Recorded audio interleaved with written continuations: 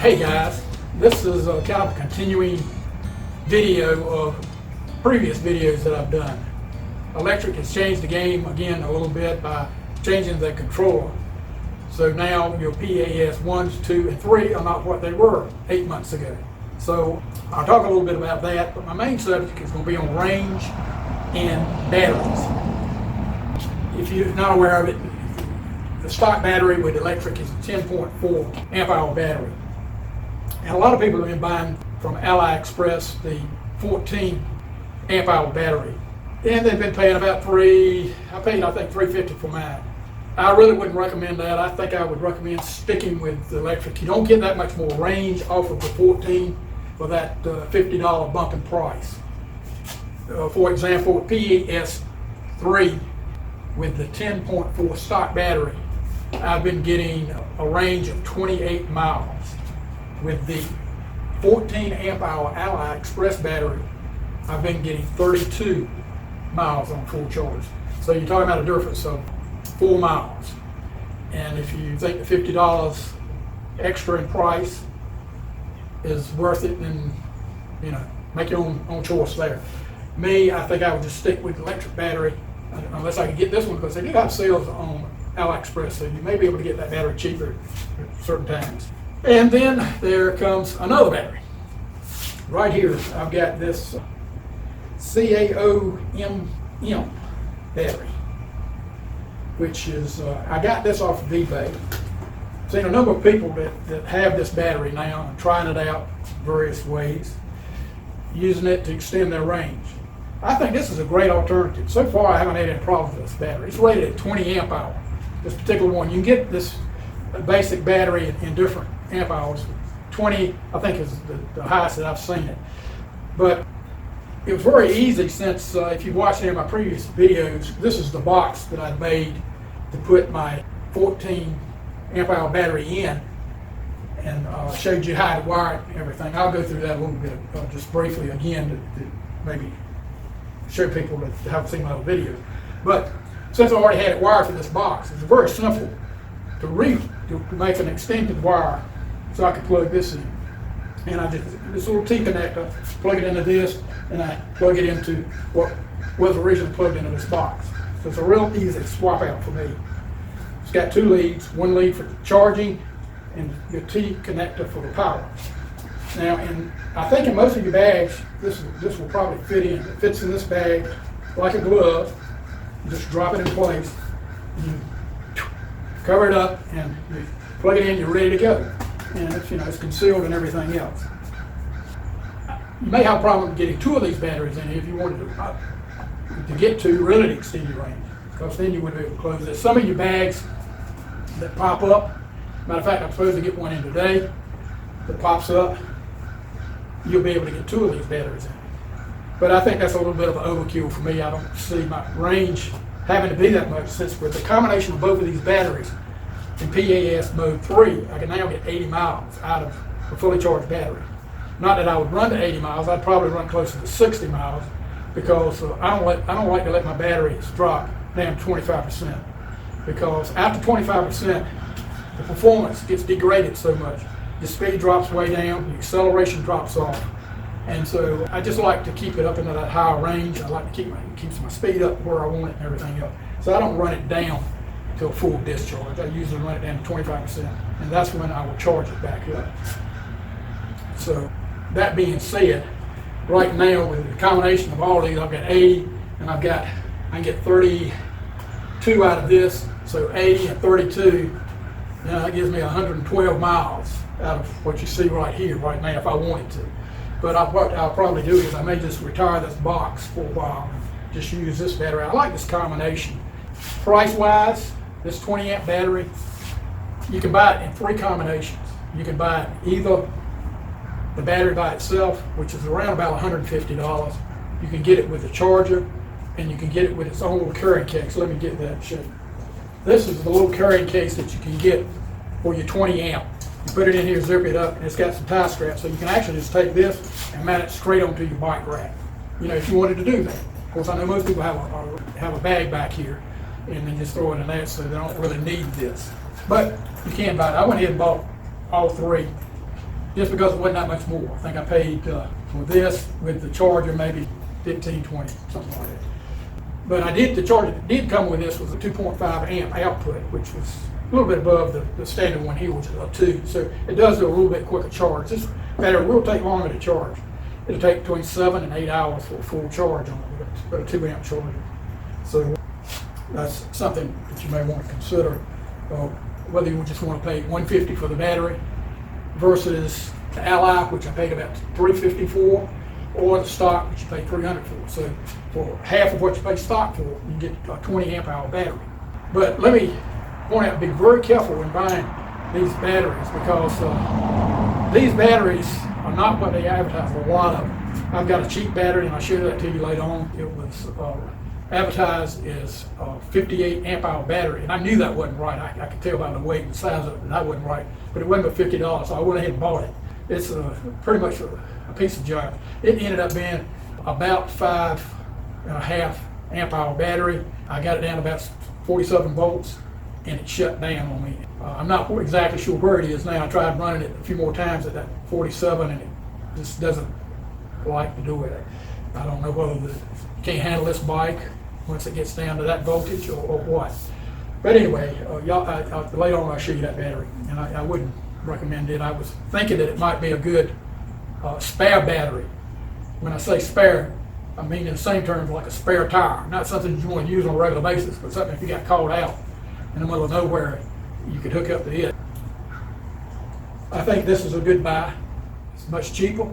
So it's a good little setup. It'll fit into this bag very well. Of course, it comes with a bag. And you put this on your rack. This works too. And I've ordered a new bag, supposed to be in today for this, be part of my Santa Claus, and it has an extender that comes up, and I could actually get two of these batteries inside it. But I probably won't go that far.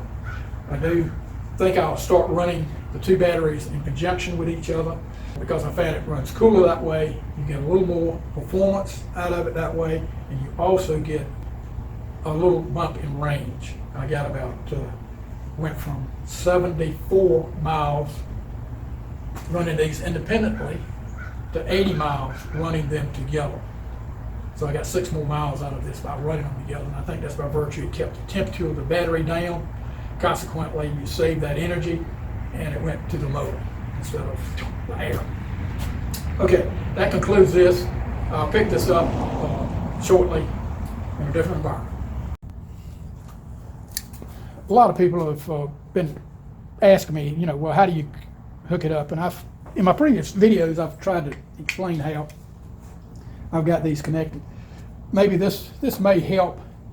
This is your plug-in right here. It fits right there on your tube. That's what your battery folds up and connects into. It comes with a lead about like this. It connects into your controller. This is what your controller looks like. It's got a little T connection that runs to your controller, like so. And this sits here, and that controller sits up in here, in that tube. It's a tight connection, as you can tell. From here to there, it's not much breathing room, but they got it all crammed in there. So this is my lead that comes into my auxiliary battery, and I've just wired it right off in parallel, and it's connected to this wire that runs disconnected.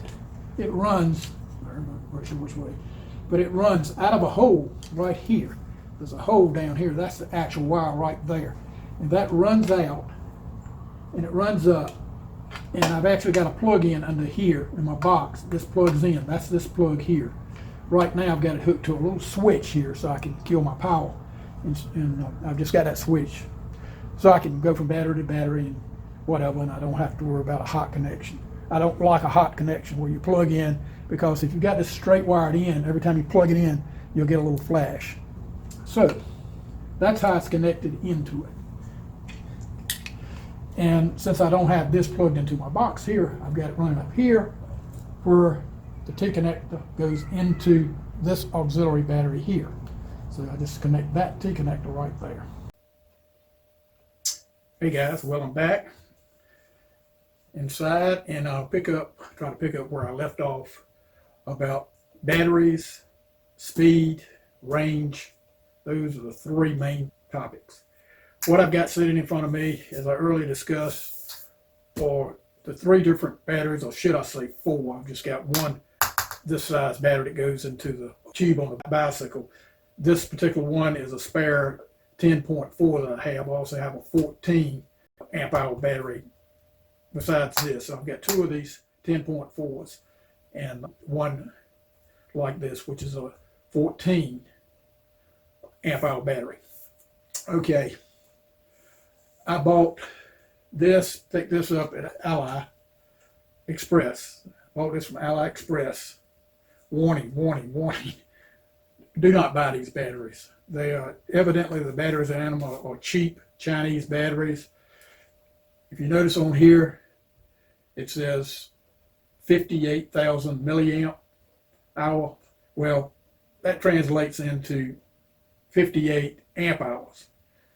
This is not close to 58 amp hours. This battery is probably closer to about 5.5 amp hours. But that's not the worst part about it. The worst part about this battery was, I said previously, I got it about halfway down to 47 volts and it cut off. This has got a circuit in it which prevents overheating and a few other things, and one of the circuits in it shut it down. So I really haven't done much else with this battery. Okay, the next battery I'm going to talk about is this CAOMM battery. You might have seen a lot of guys on the Facebook group that have been experimenting with this particular battery. I found this battery for the money to be worth buying. If you want to go a cheaper route and get a more battery than you normally get from your these types of batteries, which fit into your tube, these will give it to you. This is a 20 amp hour battery. I don't really have any equipment to test to see exactly how much amperage this puts out, but by comparing it with this 10.4, I'm going to guess that it probably puts out about 18 amp hour, maybe 19, but somewhere in there, 18 or 19 amp hour when comparing it with this 10.4. So I have been running these in conjunction, because I have found that when you run these together, that it does extend your battery range a little bit. So that does several things. You increase your range. That means in the long run you won't be recharging quite as often if you run them in unison together, and it keeps the battery cool. When I ran this battery by itself, after about maybe 10 or 20 miles, I could feel some slight heat to it, not much, but a little bit. I did this in conjunction with this battery, and it was next to no, it felt about exactly the same. I could tell very little, then again, just ever so slight amount of heat, but it wasn't as much as it was when I didn't run it. So I feel like in the long run, it may save the life of these batteries a little bit by running them together. But anyway, like I say, with these two running together, PAS mode 3, you can get a range of about 80 miles. But as I said previously, I do not like to run my batteries completely down. So I will stop or try to recharge my batteries once they get down to 25%. So even at 25%, PAS mode 3, with these two batteries running together, will give you 60 miles. And of course, if you went down to PAS 2, it would give you a heck of a lot more. I have some of those figures later on. I really haven't gathered that much information yet. The new controller, I'm planning on doing it. It's so much data that you have to collect that it takes right a long time. I've been working on this now for about gathering the data and everything for well over a month. And I've got to the point where I want to go ahead and do this video before I collect all my data, because it'll just be such a long time span. And I have heard a lot of people that have some interest in maybe purchasing one of these batteries to extend their range. So with that said, I'll get on and show you my data and some conclusions that I have made from collecting this data. This is a 4-mile out and back course that I rode to collect my data for this video. It is a smooth asphalt paved road with no hills. Although it is not perfectly flat, it has very little change in elevation. Over the several days of collecting data, there was little to light wind, so wind should have little effect on my findings. I broke this course into 1 mile sections where I would stop every mile and wait approximately 2 minutes for the battery voltage to stabilize and then take a reading.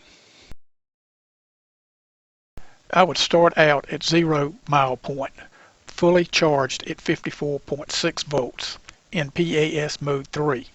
I use the XP speedometer rather than the GPS app because the XP speedometer gives a more consistent reading because it receives direct data input from the rear wheel to the controller. Instantaneous speed readings from the GPS is not that consistent and accurate and will vary between different software apps. I also used a wind gauge to determine any headwinds or tailwinds. Note how quickly the voltage drops upon acceleration and any load. Also notice the difference between the GPS speed and the XP speedometer.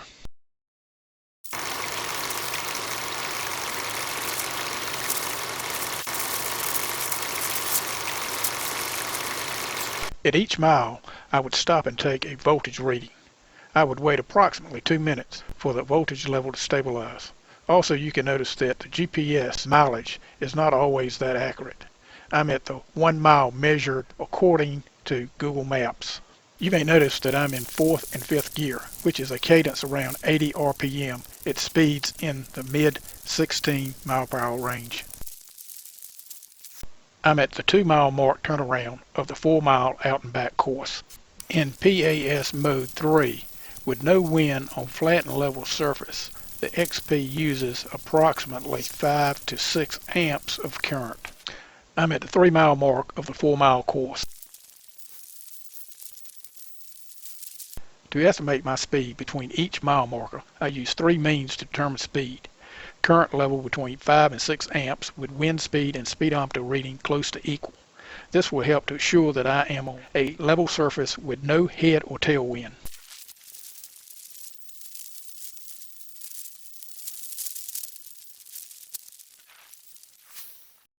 Okay, I'm at the 4 mile turnaround. Note that my voltage in 4 miles is 52.4 volts, a 2.2 volt drop from the full charge at 54.6 volts. You will also note that the energy bar has not lost any bars. The energy bar will not start dropping until the voltage drops below 49 volts. This is my field data for PAS mode 3 using 4 different batteries. It consists of 168 miles of recorded data. Be aware that no 2 rides are the same.